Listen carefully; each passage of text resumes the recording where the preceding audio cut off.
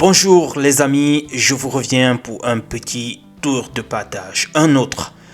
La CAF lance une enquête pour des comportements jugés inappropriés lors du match Cameroun contre le Maroc et le match Algérie contre le Nigeria. En fait, voici le media release, le communiqué de presse qu'ils ont eu à publier sur leur page.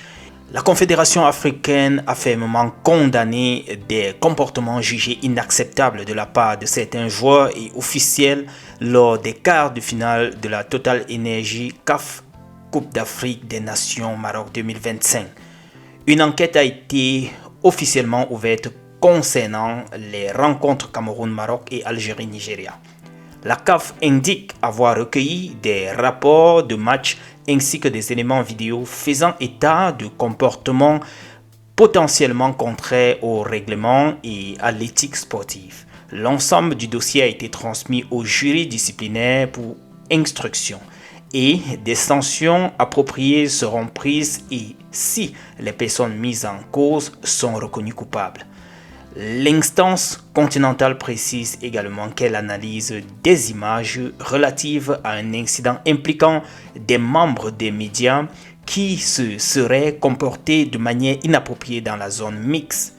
La CAF rappelle qu'elle condamne avec la plus grande fermeté tout comportement déplacé, en particulier lorsqu'il vise les arbitres ou les responsables ou, autant pour moi, les organisateurs des matchs.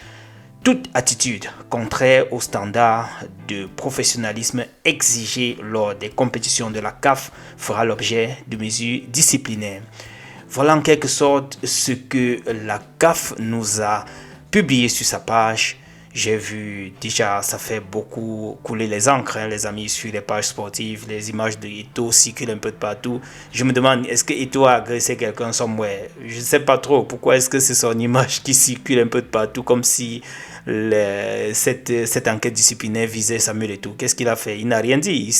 Je crois que le seul moment où j'ai vu Samuel Eto'o se manifester, c'était lors d'une action, je crois que c'était le penalty, something like this, où il s'est un peu énervé dans la tribune, mais en dehors de ça, ce n'est que normal. Donc je ne vois pas pourquoi c'est une enquête qui devrait le viser. Autant plus qu'on a vu comment il s'est manifesté, je ne sais pas pourquoi on doit encore aller chercher l'enquête alors qu'on l'a vu s'énerver en live. Bref, j'ai voulu partager ceci avec vous les amis. Switchons maintenant avec Samuel Koto, notre défenseur. Selon transfermarkt.com, nous voyons là que plusieurs clubs seraient déjà intéressés par notre défenseur. FC Nantes du côté de la Ligue 1, Florentina, Genoa, Udinese du côté de la Serie A, Trabzonspor également serait intéressé et nous voyons en bas avec 23% FC Barcelone. Ils sont franchement intéressés par notre défenseur. C'est dit qu'il a fait de très belles performances du côté de la CAN qui aurait frappé à l'œil des gens qui sont venus superviser et détecter les talents pour les grands clubs européens. En tout cas, si un des transferts fonctionne pour lui, lui qui est encore actuellement sous contrat jusqu'en juin 2028, voilà, juin 2028 avec KAA et Gen, ce sera une très bonne chose pour lui en tous les cas. Les amis, terminons maintenant avec ce petit regard de Samuel Eto'o en direction de NS Obama. Imaginez-vous les gars, qu'est-ce qui se passe dans la tête de Samuel Eto'o quand il le regarde comme ça? Regardez le regard de Samuel Eto'o.